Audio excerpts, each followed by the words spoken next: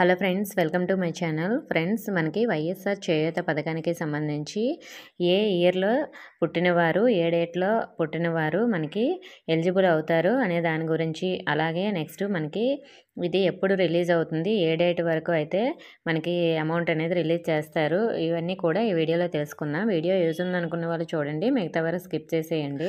Friends, YSR చేయూత పథకానికి సంబంధించి 13/8/1963 నుండి 12/8/1978 మధ్యలో జన్మించిన వారు మాత్రమే ఎలిజిబుల్.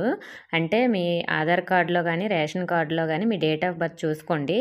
సో 1963 8వ నెల 13వ తేదీ నుంచి 12/8/1978 సంవత్సరం మధ్యలో మీకు డేట్ ఆఫ్ బర్త్ అనేది ఉంటే మీరు ఈ చేయూత పథకానికి ఎలిజిబుల్ అవుతారు. అలాగే పెన్షనర్స్ కూడా ఎలిజిబుల్ అని అడుగుతున్నారు. 60 ఇయర్స్ లోపు ఉన్న వాళ్ళందరూ కూడా ఎలిజిబులేనండి. సో దీనికి అఫీషియల్కి కూడా ఇన్ఫర్మేషన్ అయితే వచ్చింది.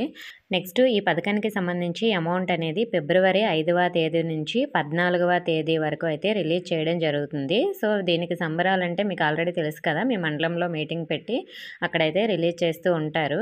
సో ఈ విధంగా అయితే మనకి 14వ తేదీ వరకు అయితే అమౌంట్ రిలీజ్ అవుతూనే ఉంటుంది. ఆ తర్వాత కూడా కొంతమందికి పడిన వారికి రిలీజ్ అవుతుంది. సో అందరికీ వెంటనే రిలీజ్ అవ్వదు కాబట్టి.